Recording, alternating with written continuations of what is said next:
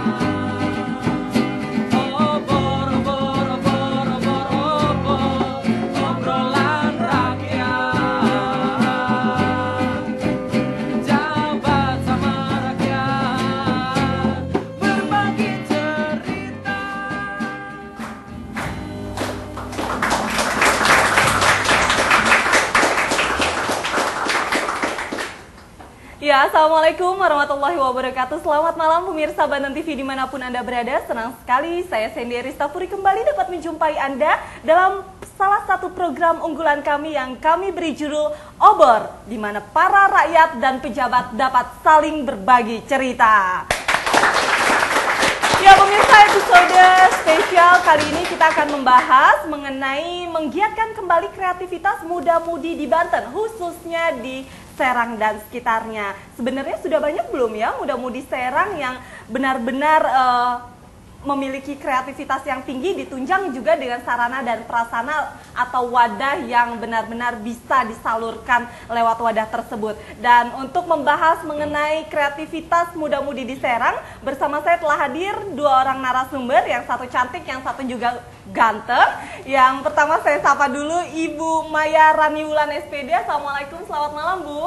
Waalaikumsalam. Iya, Ibu Maya ini adalah Kepala Bidang Kebudayaan Dinas Pemuda Olahraga Pariwisata dan Kebudayaan Kota Serang tepatnya ya Bu ya. Dan di samping Ibu Maya juga telah hadir Pak atau Mas Andi Suhut. Ini saya sapa sebagai praktisi dunia kreatif di Banten ya Pak ya, karena Anda banyak sekali terjun ya di dalam dunia kreatif khususnya di Banten. Ya, sebelum saya ke Bu Maya, sebenarnya apa sih Pak Andi yang dimaksud dengan kreativitas itu? Apakah kreativitas itu selalu berujung dengan pemasukan materi begitu? Kalau menurut hemat saya mungkin kreativitas itu kemampuan dari seseorang atau kelompok untuk menggagas atau berpikir tentang sesuatu yang baru. Jadi kemampuan mencipta untuk sesuatu yang baru. Jadi tidak semesti dengan diiringi dengan adanya materi tadi. Jadi paling tidak materi pada akhirnya akan mengikuti kalau kita sudah memang akan beraktivitas secara konsisten gitu. Kalau dilihat di Kota Serang, kita skupnya di Serang saja, bicara di Serang, sebenarnya ini kreativitas muda-mudi di Serang seberapa tinggi Pak Andi? Kalau mungkin dibanding dengan kota-kota besar mungkin sedang menuju ke arah sana. Saya nggak bilang lebih kecil.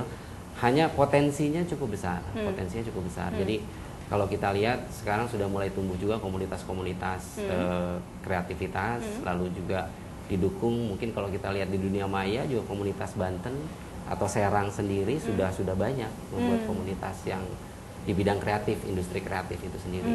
Jadi potensi tetap ada masih dan semakin besar mungkin ya. tinggal diasah dan mungkin Betul. diberi Sarana, wadah begitu betul. ya, sarana dan Iya. prasarana. Ya baik, saya beralih ke Bu Maya. Ibu, ini Anda sebagai siapa sih yang nggak mengenal Sanggar Raksa Budaya di Banten tentunya. Sejauh ini gimana nih Bu, minat dari muda-mudi di Serang khususnya terhadap untuk berkesenian, terutama dalam bidang tari mungkin ya Bu? Secara umum sebelum tarik sangat tinggi potensi maupun minat generasi muda terhadap geliat kesenian yang ada di Kota Serang. Kalau untuk seni tari, syukur alhamdulillah dari waktu ke waktu, dari tahun ke tahun, minat generasi muda itu semakin tinggi. Luar biasa. Dukungan dari pemerintah daerahnya sendiri gimana nih Bu terhadap pelaku seni di Banten?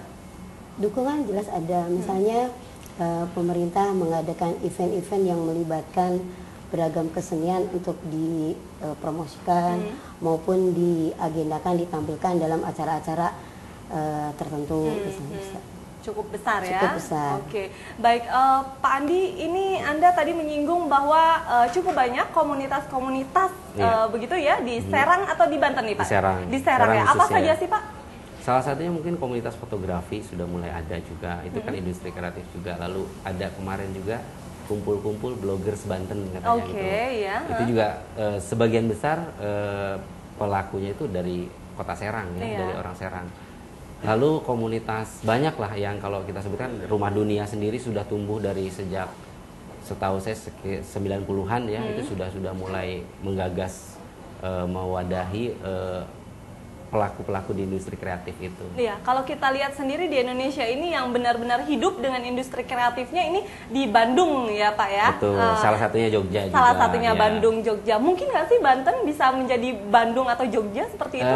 Itu mungkin, sangat mungkin. Karena itu juga jadi salah satu mimpi saya dan teman-teman.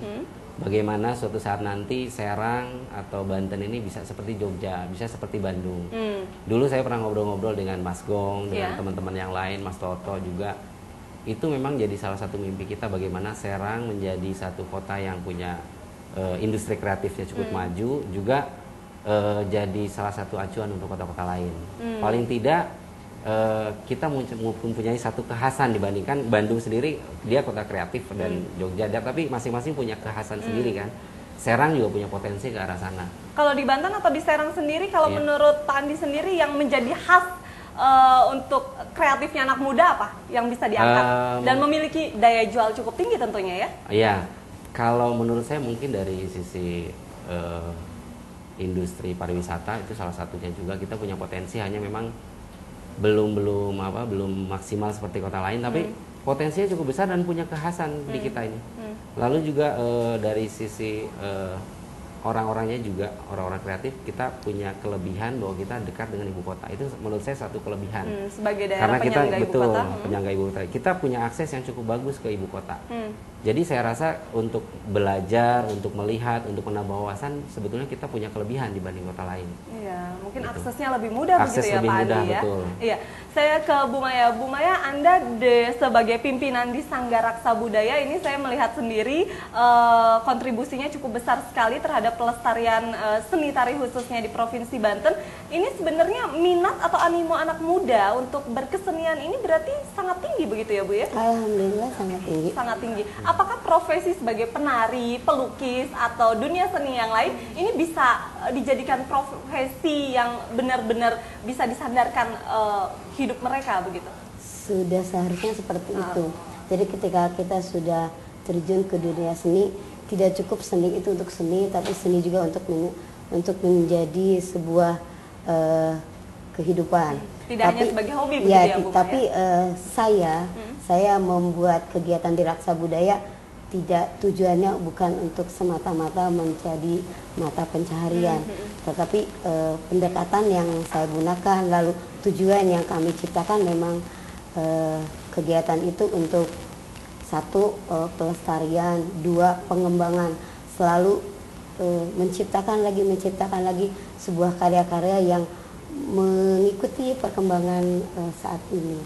Jadi targetnya, karena itu kan yang berlatih di Sanggar rata-rata remaja, Iya. tentu bukan kepada sasarannya, bukan kepada mata pencaharian ya, Itu tapi tariannya, menyalurkan jenis hobi. tariannya sendiri itu diciptakan sendiri ya Bu ya?